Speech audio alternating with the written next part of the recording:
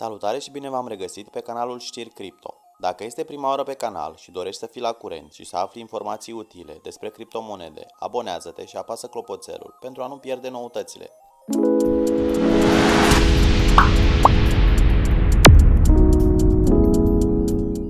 Ei bine, experții nu ar fi de acord că Rusia va folosi cripto ca să evite sancțiunile. Politicienii nu ar trebui să fie îngrijorați că Rusia ar putea să folosească criptomonede să evite sancțiunile economice, deoarece nu ar fi fezabilă varianta la acest nivel.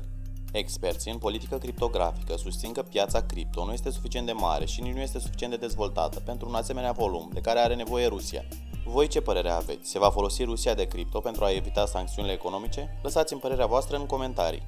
Se pare că războiul acesta coincide cu cel mai mare volum de Bitcoin din decembrie încoace.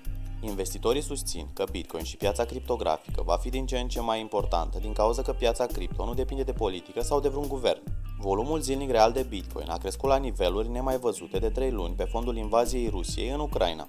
Conform firmei de analiză blockchain Arcan Research, volumul real zilnic de tranzacționare Bitcoin a crescut cu peste 10 miliarde de dolari joia trecută, zi în care a început invazia Ucrainei, marcând cel mai mare volum înregistrat din 4 decembrie încoace. Dar să vedem ce face America în privința evitărilor sancțiunilor de către Rusia prin intermediul criptomonedelor.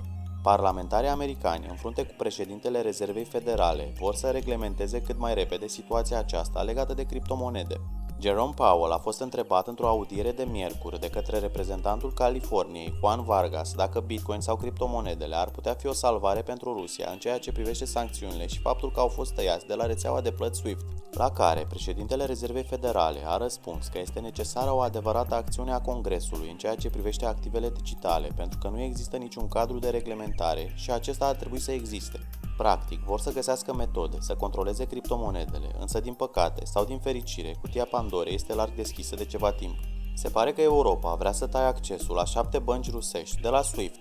Miercuri, Uniunea Europeană a anunțat că în termen de 10 zile intenționează să elimine 7 bănci rusești din sistemul SWIFT.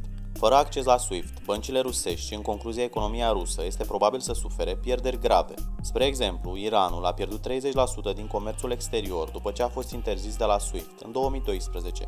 Dar aceste sancțiuni îi vizează mai degrabă pe rușii de rând, care au și ei salarii, rate la bănci și duc o viață obișnuită, nu pe președintele Rusiei, Vladimir Putin, a cărui avere este estimată la miliarde de dolari. Acest lucru înseamnă că el mai poate trăi o viață relativ legeră, chiar dacă marea majoritate a averii sale este redusă prin aceste restricții. Același lucru nu îl putem spune și despre poporul rus. Rubla rusească și-a pierdut aproape 30% din valoare de la începutul invaziei.